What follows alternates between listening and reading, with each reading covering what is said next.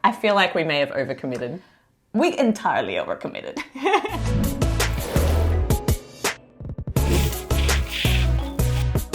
Hi everybody and welcome to another episode of Backchat. I'm Amy, this is my wife Maggie, and together we are ThinkerThemer.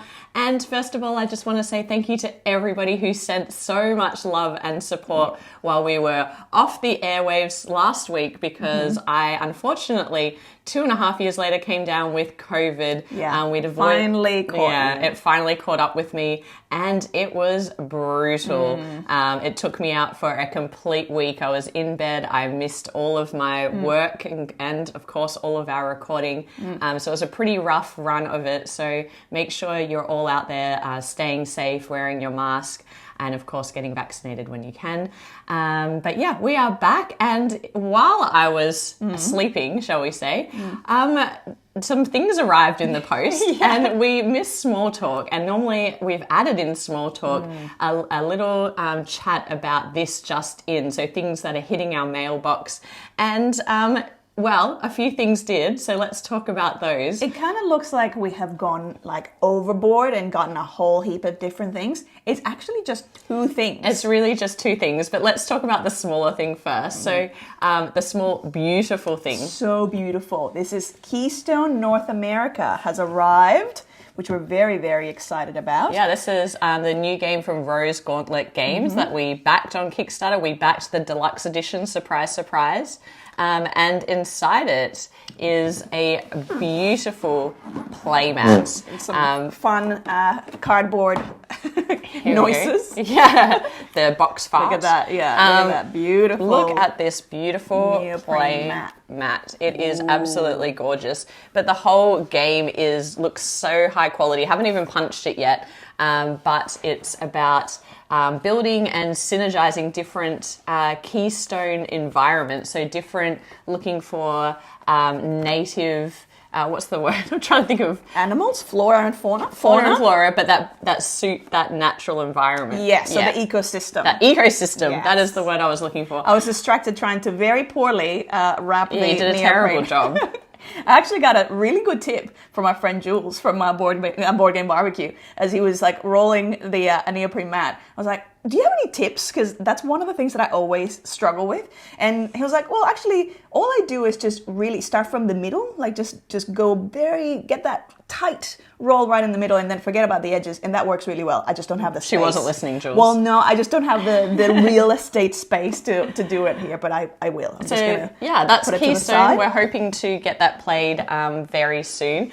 But the other thing that came in the mail, if you can't see it surrounding us, is Oathsworn. So I got back to my office first day back after being sick, and all of my team were like, what is this giant set of boxes that has been delivered? It was 2, but they were extremely big boxes.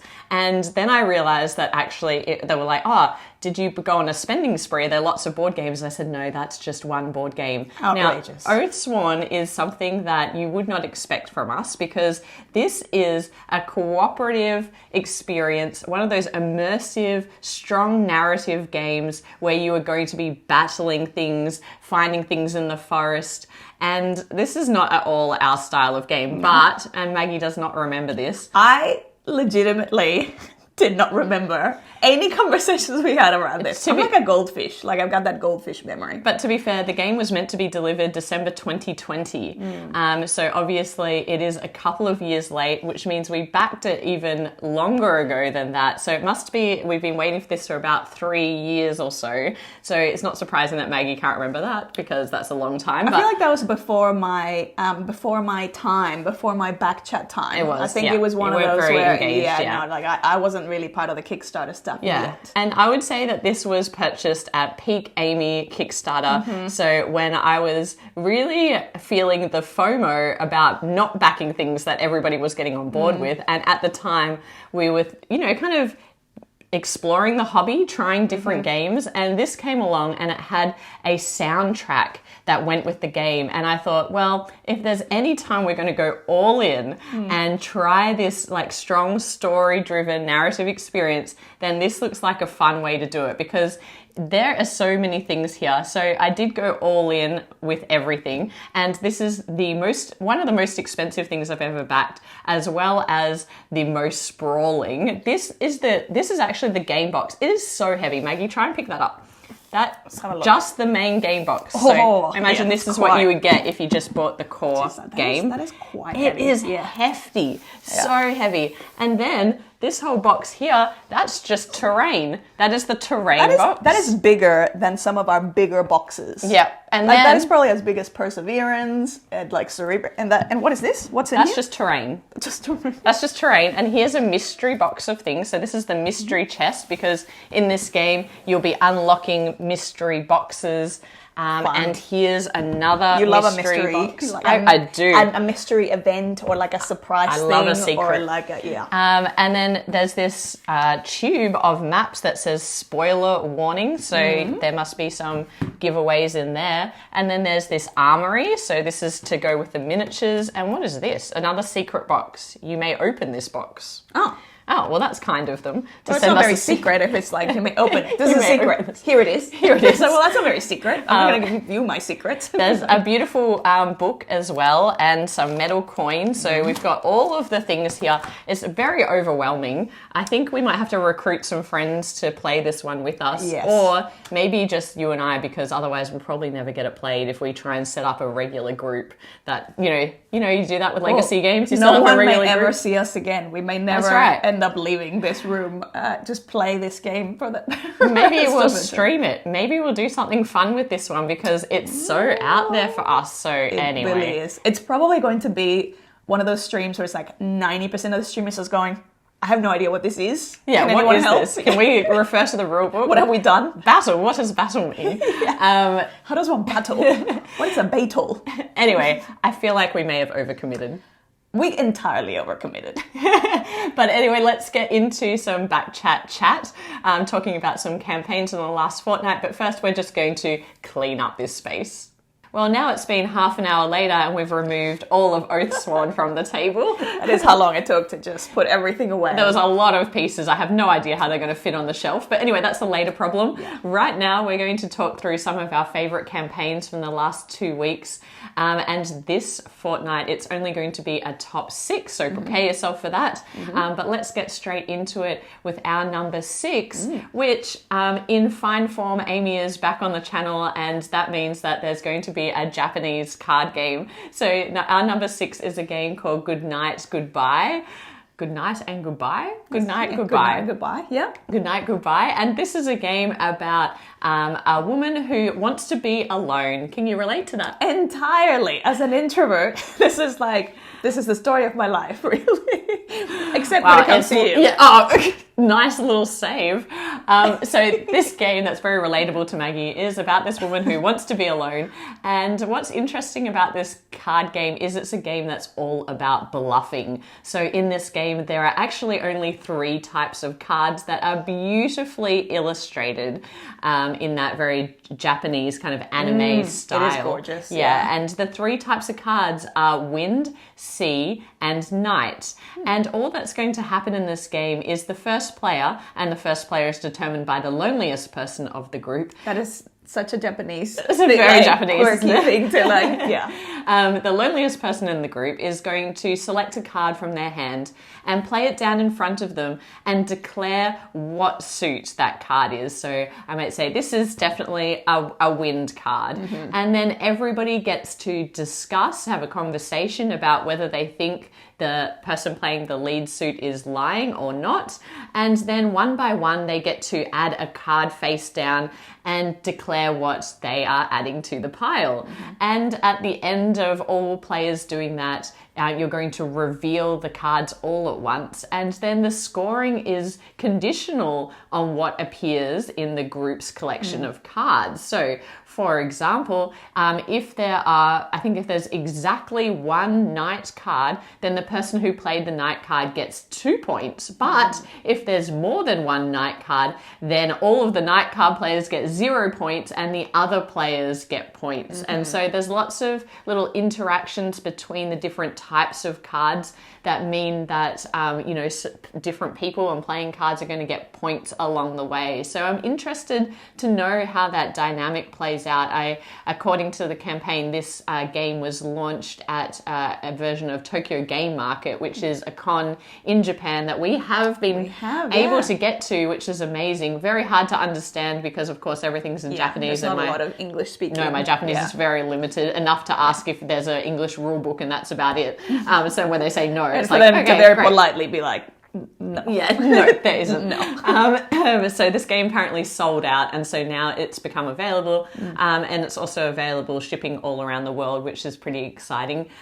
For me, just for us, bluffing style games, not Maggie's thing. I just really feel, I get so anxious when it comes to either I have to bluff and kind of tell a lie and make it look like I'm not telling a lie, or the other case and where it's like way you play the game. Yes, or the other, because the other way is also stressful. Going, I'm telling the truth, but then if I'm telling the truth, sometimes you want people to think that you're bluffing, and it's like there's just too many layers. Too many layers of stress for you. Yeah. This game reminds me a little bit of cockroach poker in that you're trying to convince people of what that card is. That game is so stressful. It is stressful. Fun if you like stress, but so hilarious. Though.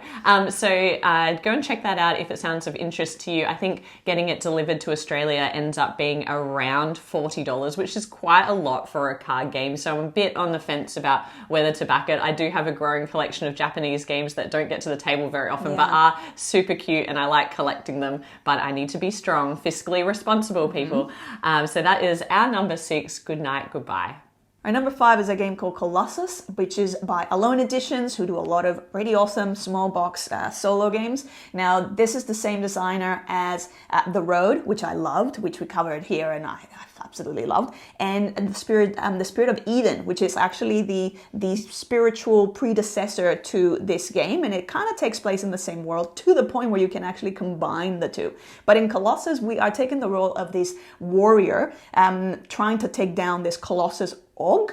So they're spelling it as O-G, Og, and I was like, does that mean ogre? Does that mean... It's really just like this massive kind of monster, almost like a stone monster. Pardon my fantasy ignorance here. It's a bad fantasy literacy over here. But yeah, you're essentially trying to take down this massive Og, and the way you're going to do it is you're trying to climb up the Og, and then when you get to the absolute top, you're going to be able to deal the final blow. So the way it actually plays mechanically, this is actually going to be a deck building game. It's a solo game. And the way it plays is you've got your card of your warrior or your hero, and then you have these 2 cards on the sides, which I actually quite like as the trackers. So you can kind of track, on the one side, you're tracking how much you're weakening your opponent or the Og. And then on the right, you are tracking your grip, because you want to make sure that you're holding on to, to the Og. Otherwise, if that grip goes all the way to the bottom, you immediately lose the game. So that's one way of you start sort of tracking, and then you're going to have a deck of cards where you're going to have to be melding, so playing cards and overlapping cards. The interesting thing with this one is they always have to be played vertically, and you always have to overlap at least 2 of the icons or medallions. Once you've played it's usually like 4 cards in total, you're going to compare that. That's going to be your stats, and all the different symbols kind of indicate your different stats. You're going to compare that to the card representing the Og's stats. And so for any of the different areas that you're higher, it means that you've kind of defeated, and then you get either a benefit of either weakening the Og or increasing your grip, or climbing further as well, climbing up the Og, or the other one is getting advanced cards. So that's actually the deck building element. So as you're getting those advanced cards, they're being added to the deck, and as you're kind of moving through the deck, it's one of those, as soon as you reach the bottom, you're going to have to, there's no set number of times that you need to go through it, but obviously if you go through it too many times, you're going to be disadvantaged because there's like a penalty that happens every time you go through. And then when you eventually hit the very top of or reach the top of the Og, that's when you're going to be able to deal the final blow. You turn over your I don't know if you turn over, you have like your kind of hero card gets replaced by the final blow card. And then that's going to indicate essentially what the state of the final battle is going to be. So it's got set requirements that you need to be able to meet with your final deck that you've constructed, but also it'll indicate how many cards you're allowed to use for that final blow.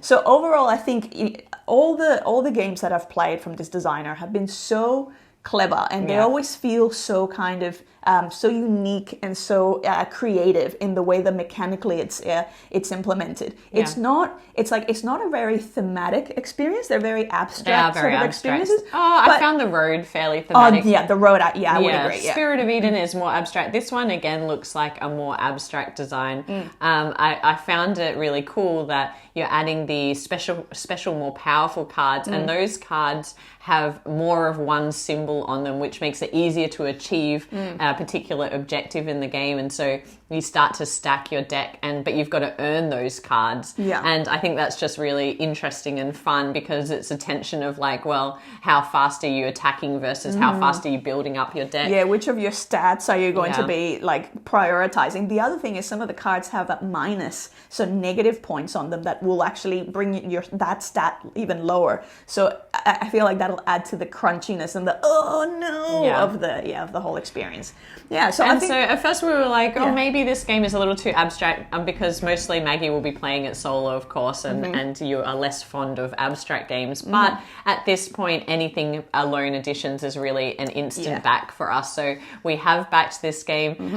It is going to be a unique experience, if anything else. And I'm actually quite curious of mixing it with the Spirit of Eden, because you actually end up having the two games in a way sort of side by side, and it mixes the story in the sense that you're protecting Eden from the different invaders at the same time as trying to like climb and defeat the Ogg. So I think that'll be an interesting thing. There's also some promo cards that you can grab for Spirit of Eden as part of the campaign, and all up it's around with those cards, because we have backed, I think it was around 37 Australian dollars delivered, which is not too bad for these games that are typically a little bit hard to get after the fact. So that is our number 5, Colossus. Our number 4 is a game called Isle of Trains All Aboard. Now, this game is actually an older game that used to be a very small box card game. It still is a small box game, but they're now including the All Aboard element, which is introducing passengers into the game, and these very cute little wooden meeples. Cute. Yeah, they're pretty. I quite like those. Which is, they're silk screened if you get the deluxe edition. But what are you doing in this game?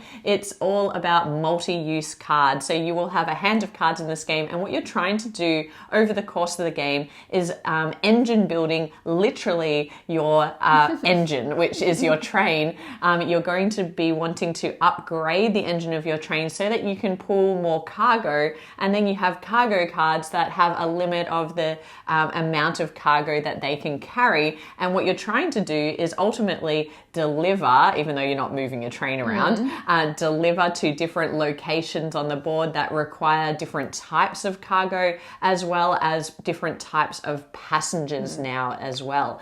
And this game is, what's most interesting about this game, I think, is that multi-use card element, because you have to pay for the parts that you're building in your train with other cards. And so we've seen that in other games before, but that creates the tension of, well, what do you want to keep and, maybe build in the future versus what are you willing to get rid of to build up, the basic train that you really need to get going and start delivering things. The other interesting component about this game is the level of interaction between players, because you also can ship cargo on a different player's train. So if you want to load up their train with cargo, you can do that, and that's going to unlock a particular benefit or give you a one-off benefit that you can leverage. However, of course, that means that your opponent is going to have more cargo that they can deliver. So you're kind of giving them a bit of a benefit. So you have to weigh that up carefully about when and how you want to do that. I thought this game sounded really interesting. I would definitely like to give it a go. I really like the idea of like upgrading your train and that tension of the hand management with the cards. I just worry a little bit about longevity at our table. It is like a smaller box experience, but having said that, it's fairly cheap as well. So it is priced accordingly to be a small box game. But I'm not sure if I was going to the trouble of setting up the map and like having the trains and everything, whether whether I would just get out a game with a board. So it sits in a kind of weird space for us. And of course, trains are, we haven't really played many train games. We dabble, but it's not like, like there's some people that just really resonate with train themes. I really do love the artwork. So they've redone all of the artwork, and I really think it looks super cool. Yeah. I would love to give it a go, but I'm not sure we're backing it at this stage. But that is our number 4, Isle of Trains, All Aboard. Our number 3 is a game called Sunshine City. Now, this is designed by Peter Haywood, who also did At That Time You Killed Me, which is that past, present, future kind of triple layered chess-like game. Fellow Australian as well. Fellow Australian, Doesn't live in Australia anymore, but we won't hold that against him. No, correct. And so in Sunshine City, this is actually a print and play and also a roll and write. So this actually is meant to be in a solar punk, which is my favorite theme. Your favorite theme. But to be fair, it's like, so is it really solar punk? Like, what I like about solar punk is when you kind of see all the kind of wacky inventions and how they've kind of integrated with nature. Here, really, you're just trying to evolve your city, or be the first player to evolve your city from a fossil fuel guzzling economy to a solar powered economy. So what you're going to be doing is once you print it and start to play it, which is probably the biggest obstacle for us. We're not very good at print and plays. However, this one, I'm thinking, this is probably something that we can play on a tablet. I've never really tried to play print and plays on like a digital sort of tablet. But what you're going to be doing is every player has their city, and it's a little bit of a rondelle, Amy. You love rondelles. So you're going to have, you're going to need 2 dice, 2 D6s.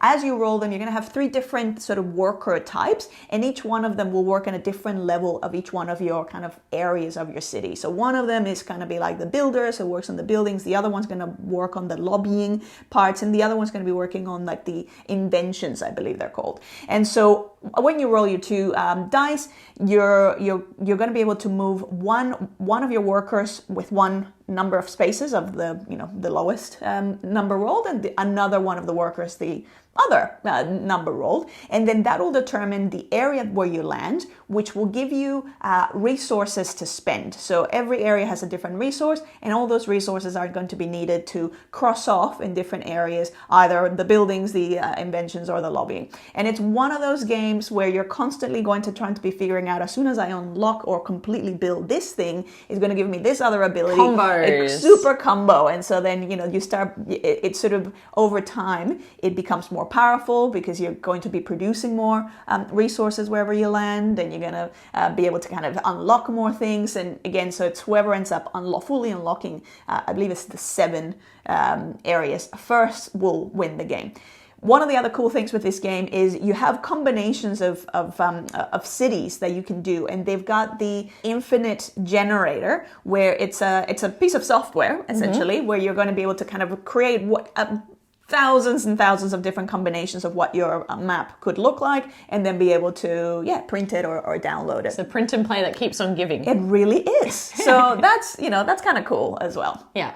I mean, obviously, the advantage of print and play is no shipping costs, and they've got a very cute, cheeky table in there that shows zeroing out all of the zero, no matter where you're ordering it from. Yeah, shipping costs. Yeah, obviously a much greener, which is actually very in line with the theme of the game. It has it's got several solo modes, and I believe more are being unlocked as different milestones are being reached. So that's great, because it means that if Amy's not feeling up to it, maybe I can go away with my tablet and have a bit of a play. But we haven't backed it yet because we need to overcome the barrier of general laziness. The printing element, or the downloading. Yeah. And then I still have. I think I went through a bit of a phase of like, maybe I'll get into print and play, and I got like maybe 5 different print and play games. They're all sitting on my laptop. Every time I open my laptop and I look at my downloads, they're all sitting there staring at me, shaming me, going, you are this. We don't have any time for the physical games that we're tripping over, so it's very fair. hard. Yeah. But that is our number 3. Go and check that out. It's Sunshine City. Our number 2 is an expansion for a game called Mini Express, second train game on the list. Can you believe? Train sort of week. It is a train week. There's a lot of train games around at the moment. But Mini Express is a game that was actually the sequel or follow-up to a game called Mini Rails. And this is kind of that train cube-based system that I know nothing about. But I am intrigued about Mini Express because it seems to distill some of the ideas of the 18xx genre down into a smaller sub 1 hour kind of experience that I feel like would be an easier entry point for us in the 18xx world. But this one's quite interesting because the thing about it is the actions that you have available to you on your turn are really just one of two things. You can either lay more track, and in this case, there's no track pieces per se. You're simply adding additional little train pieces to the end of a line to extend out to a city. So that's one option that you have. The other option that you have is to get shares or stock in the different rail companies. I believe there's 4 companies in this game. And the tension of those two things is that when you add more track, you're obviously creating value for that particular company, but it means that the share price for the subsequent players becomes cheaper. Whereas if you want to take shares in the company, it's going to impact on your influence level. So you'll be moving down on this influence tracker, which ultimately says how much your shares are going to be worth. So there's a lot of like push and pull tensions, a classic economic kind of conundrum that you have in this game.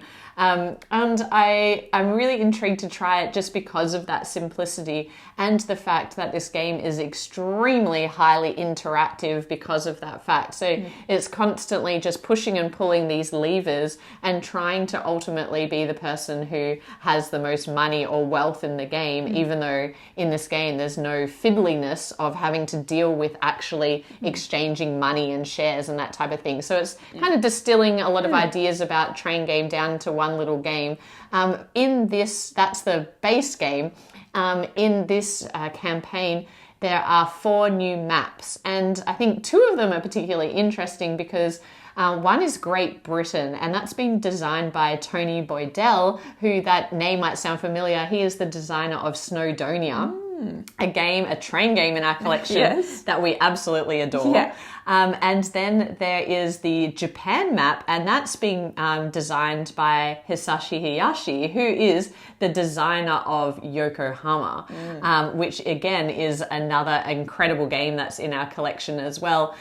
So, you know, I'm just intrigued to see how they took the concept of this game and then created a map to extend and create a new type of experience. Like, for example, the Great Britain map, I think, has a lot more positive player interaction in it. So I just intrigued to see what that would bring. There's also a new Spain map and a Taiwan map as well. So very interesting way of like extending this game and making it something new. I'm intrigued to try it. I haven't yet backed it, but I do think it's quite good value because I think it's around $79 to go all in with the base game and addition all of the new expansions. But you can also, if you really want to try out Mini Rails as well, you can get that in there. And I think it's all up, it's about $100, which seems like a lot of game for $100. So I think it does represent good value. I'm just, for us, again, train games, I really want to sit down and like have a go of that base game, I think, before we overcommit and go all in, even though that is very tempting at that price.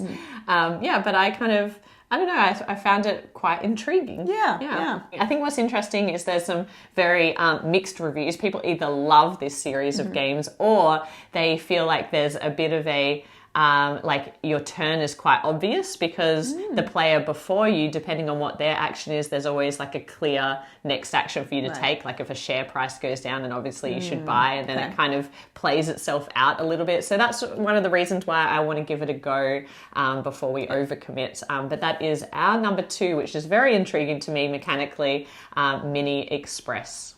And our number 1 campaign for this fortnight is Moon. Now, Moon may look familiar in terms of the box and the way it looks, because it's by the same designer of a couple of other games that come in the exact same shape. One is Villagers and the other one is Streets. Now, we've quite enjoyed both those games. We love both of those games. They are fabulous, and I love the box, the unique box shape, although it's like a little annoying to put on your shelf, but it has like so much packed into those boxes, and the deluxe Sometimes components. a little bit too much packed to the point where you're like, oh, it can be tricky to close it. And the illustrations of these games are quite quirky and kind of cool. Yeah, perfect. Yeah. And so in Moon, it's you are trying to build the most popular base in, well, spoiler alert, the moon. And hopefully, if you manage to accomplish that, then that's probably going to become the capital. So you get to be the founder of the capital of the moon, which is pretty cool. The way it works is going to be a pick and pass or kind of drafting type game where we're going to have cards, we'll kind of pick one. That's going to be the one that we're going to, essentially going to be building our own little sort of tableau, or like our base, which is all the cards that you're going to be placing down, all our infrastructure. And so as you're building those things, those cards are going to allow you to do things like produce resources, which you're going to need to be able to build some of the other cards. Kind of like in It's a Wonderful World and It's a Wonderful Kingdom, you can trash cards to get to use as the resource to do some of those buildings. The other thing is that depending on the type of infrastructure or building, some of them are about producing resources, some of them are about scoring conditions, and some of them are these flags, which are really just almost like the prerequisite that you need to build some of the other kind of more advanced structures, which also reminds me of Villagers. Remember in Villagers, you often have before you can put this one down, you need to have this other one down. So it kind of makes me think about that combo of those two. Yeah. Aside from that, it's very much this sort of all these different ways of gaining points, which is really those hearts or popularity to have the most popular one. I really like that you're able to use your opponent's cards as well. Oh yeah, the little rovers. That's the other. Yes, you've got these little rovers. Oh, how could I forget the rovers? So you have these little rovers that allow you to, is that what you'd call it? Rove away. Go roving. Yeah. Go rove. Yeah. Go rove. Yeah. So go and place your little rover on another player's card and get to benefit from that. But once you do that, you lose that rover. Like now it belongs to them until they, decide to use it and lose it. And go roving. Yeah. Back. Exactly. Rove if you want to. Yeah. There you go. So I did it. I did that. You did.